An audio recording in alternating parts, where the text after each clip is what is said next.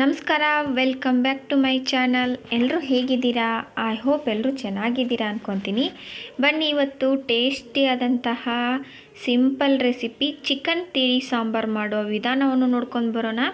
ಇವಾಗ ನಾನು ಸ್ಪೈಸಸ್ಸನ್ನು ಹಾಗೆ ಹುರ್ಕೊಂಡ್ಬಿಟ್ಟು ತೊಗೊಂಡಿದ್ದೀನಿ, ಎಣ್ಣೆ ಹಾಕ್ತೇನೆ ಹಾಗೆ ತೊಗೊಂಡಿದ್ದೀನಿ. ಏನೇನಪ್ಪ ಸ್ಪೈಸಸ್ ಅಂದರೆ ಚಕ್ಕೆ, ಲವಂಗ, ಕಾಳು ಮೆಣಸು, ಸ್ವಲ್ಪ ಜೀರಿಗೆ, ಆಮೇಲೆ ಸ್ವಲ್ಪ ಧನಿಯಾಕಾಳನ್ನು ಹುರಿದಿದ್ದೀನಿ, ಸ್ವಲ್ಪ ಕೊತ್ತಂಬರಿ ಸೊಪ್ಪನ್ನು ಹಾಕ್ಕೊಳ್ತಾ ಇದ್ದೀನಿ. ಇದು ಮಸಾಲೆ ರುಬ್ಬೋದಕ್ಕೋಸ್ಕರ. ಫಸ್ಟ್ ಮಸಾಲೆ ರುಬ್ಬಿಟ್ಕೊಂಡು ಬಿಡೋಣ, ಆಮೇಲೆ ಈಸಿ ಆಗುತ್ತೆ ಚಿಕನ್ ಮಾಡೋದು. ಇವಾಗ ನಾನು ಮತ್ತು ಈರುಳ್ಳಿ ಮತ್ತು ಟೊಮೆಟೊವನ್ನು ಎರಡು ಈರುಳ್ಳಿ 2 ಟೊಮೆಟೊವನ್ನು ಹುರಿದ್ಬಿಟ್ಟು ತೊಗೊಂಡಿದ್ದೀನಿ. ಚಿಕ್ಕದಾಗಿ ಹೆಚ್ಚಿಟ್ಕೊಂತಹ ಹಸಿ ಕೊಬ್ಬರಿಯನ್ನು ಕೂಡ ಇದಕ್ಕೆ ಹಾಕ್ಕೊಂಡು ಚೆನ್ನಾಗಿ ನೈಸ್ ಪೇಸ್ಟ್ ಮಾಡ್ಕೊಂಡು ಬರೋಣ. ಇವಾಗ ನಮ್ಮದು ಚಿಕನ್ ಸಾಂಬಾರಿಗೆ ಮಸಾಲೆ ರೆಡಿ ಆಯಿತು. ಚಿಕನ್ ಮಾಡೋದು ಡಿಫ್ರೆಂಟ್ ರೀತಿಯಲ್ಲಿ ಹೇಳ್ತೀನಿ ನೋಡಿರಿ. ನಾನು ಆಲ್ರೆಡಿ ಚಿಕನನ್ನು 2 ವಿಷಲಷ್ಟು ಕೂಗಿಸಿ ತೊಗೊಂಡಿದ್ದೀನಿ, ಅಂದರೆ ಕುದಿಸಿದ್ದೀನಿ ಕುಕ್ಕರಿಗೆ ಹಾಕಿ. ಯಾಕಂದರೆ ಈ ಚಿಕನನ್ನು ತೆಗೆದುಬಿಡ್ತೀನಿ ನಾನು, ತಿಳಿ ಸಾಂಬಾರು ಮಾಡಬೇಕಲ್ಲ.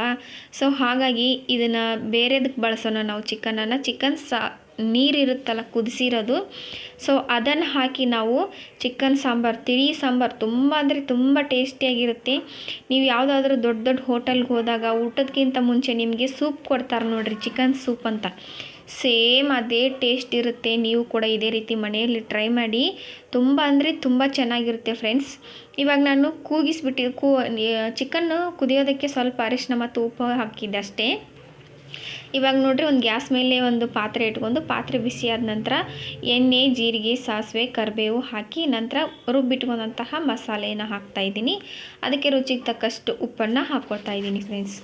ನಂತರ ರುಚಿಗೆ ತಕ್ಕಷ್ಟು ಖಾರ, ನೀವು ಜಾಸ್ತಿ ಖಾರ ತಿನ್ನೋರಾದರೆ ಸ್ವಲ್ಪ ಜಾಸ್ತಿ ಬಳಸಿ, ಕಡಿಮೆ ಖಾರ ತಿನ್ನೋರಾದರೆ ನೀವು ಕಾಳು ಮೆಣಸು ಬಳಸಿರ್ತೀರ, ಹಾಗಾಗಿ ಸ್ವಲ್ಪ ಕಡಿಮೆ ಹಾಕ್ಕೊಳ್ಳಿ. ಸ್ವಲ್ಪ ಚಿಕನ್ ಮಸಾಲೆಯನ್ನು ಹಾಕ್ಕೊಂಡ್ರು ಈ ಮಸಾಲೆಯನ್ನು ಸ್ವಲ್ಪ ಎಣ್ಣೆಯಲ್ಲಿ ಕುದಿಯೋದಕ್ಕೆ ಬಿಟ್ಬಿಡೋಣ. ಇದು ಕುದಿಯೋಷ್ಟೊತ್ತಿಗೆ ನಾವು ಚಿಕನನ್ನು ಬಸ್ತಿಟ್ಕೊಂಡಿದ್ವಲ್ಲ ನೀರು, ಆ ನೀರನ್ನು ಇದಕ್ಕೆ ಹಾಕಬೇಕು. ಸೊ ಹಾಗಾಗಿ ನಾನು ಕುಕ್ಕರ್ ದೊಡ್ಡದಿರೋದ್ರಿಂದ ನಾನು ಒಂದು ಪುಟ್ಟಿಗೆ ಹಾಕ್ಕೊಂಡು ಇದಕ್ಕೆ ಹಾಕ್ಕೊಳ್ತಾ ಇದ್ದೀನಿ. ಇವಾಗ ನೋಡಿರಿ, ನಮ್ಮದು ಪಳ ಕುದಿಯಕತ್ತೈತಿ ಮಸಾಲೆ. ಈ ಟೈಮಲ್ಲಿ ನಾನು ಕುದಿಸಿಟ್ಕೊಂಡಂತಹ ನೀರು ಮತ್ತು ಸ್ವಲ್ಪ ಒಂದು 5ರಿಂದ 10 ಪೀಸ್ ಚಿಕನ್ ಇರ್ತವೆ, ಅದನ್ನು ಕೂಡ ಇದಕ್ಕೆ ಹಾಕಿಬಿಡೋಣ. ಈ ರೀತಿ ಮಾಡಿದರೆ ನಾವು ಉತ್ತರ ಕರ್ನಾಟಕದವರಿಗೆ ಖಡಕ್ ರೊಟ್ಟಿ ಇರ್ತೈತಲ್ಲ, ಸೊ ತುಂಬ ಅಂದರೆ ತುಂಬ ಚೆನ್ನಾಗಿರುತ್ತೆ. ಇದ್ರ ಜೊತೆ ತಿಂದರೆ ನಾವು ಗ್ರೇವಿ ಮಾಡ್ಕೊಂಡ್ರೆ ಖಡಕ್ ರೊಟ್ಟಿ ಜೊತೆ ಅಷ್ಟೊಂದು ಚೆನ್ನಾಗಾಗಲ್ಲ. ಸೊ ಹಾಗಾಗಿ ನಾನು ಇದು ಉತ್ತರ ಕರ್ನಾಟಕದವರಿಗೆ ಅಂತಾನೆ ಸ್ಪೆಷಲ್ಲಾಗಿ ಮಾಡಿರೋ ಸಾಂಬಾರು. ನೀವು ಕೂಡ ಇದೇ ರೀತಿ ಟ್ರೈ ಮಾಡಿ, ಹೇಗೆ ಬಂತು ಅಂತ ಕಮೆಂಟ್ ಮೂಲಕ ತಿಳಿಸಿ.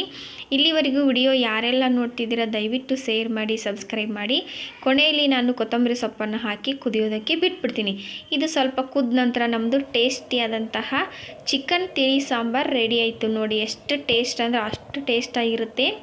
ನೀವು ರೊಟ್ಟಿ, ಚಪಾತಿ, ರೈಸು, ಮುದ್ದೆ ಯಾವುದ್ರ ಜೊತೆ ಆದರೂ ತಿನ್ಬೋದು, ಹಾಗೆ ಸೂಪ್ ಥರನೂ ಕೂಡ ಕುಡಿಬೋದು ಫ್ರೆಂಡ್ಸ್.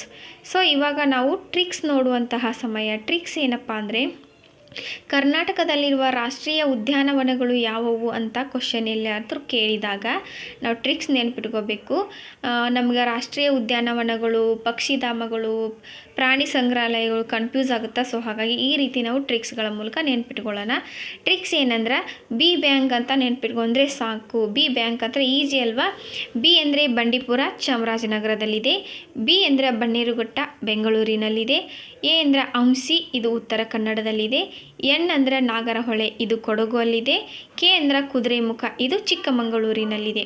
ಸೊ ಈ ರೀತಿಯಾಗಿ ಶಾರ್ಟಾಗಿ ನೆನಪಿಟ್ಕೊಂಡ್ರೆ ನಾವು ಈಸಿಯಾಗಿ ರಾಷ್ಟ್ರೀಯ ಉದ್ಯಾನವನಗಳನ್ನು ನೆನಪಿಟ್ಕೊಳ್ಬೋದು. ಯಾವುದೇ ಕ್ವಶನ್ ರೇಸ್ ಆದರೂ ಕೂಡ ನಾವು ಅದಕ್ಕೆ ಆನ್ಸರ್ ಮಾಡ್ಬೋದು. ಡೆಫಿನೆಟ್ಲಿ ಈ ರೀತಿ ನೆನಪಿಟ್ಕೊಳ್ಳಿ. ಯಾರೆಲ್ಲ ವಿಡಿಯೋವನ್ನು ನೋಡ್ತಿದ್ದೀರಾ, ಇದು ನಿಮಗೆ ಇಷ್ಟ ಆದರೆ ಶೇರ್ ಮಾಡಿ, ಕಮೆಂಟ್ ಮಾಡಿ, ನಿಮ್ಮ ಫ್ರೆಂಡ್ಸ್, ಫ್ಯಾಮಿಲಿ ಗ್ರೂಪ್ಗಳಿಗೆ ಶೇರ್ ಮಾಡೋದನ್ನು ಮರಿಬೇಡಿ. ಇದೇ ರೀತಿ ನಾನು ಹಿಂದಿನ ವಿಡಿಯೋದಲ್ಲಿ ಸಾಕಷ್ಟು ಟ್ರಿಕ್ಸ್ ಕೊಟ್ಟಿದ್ದೀನಿ, ಆ ವಿಡಿಯೋವನ್ನು ನೋಡಿ.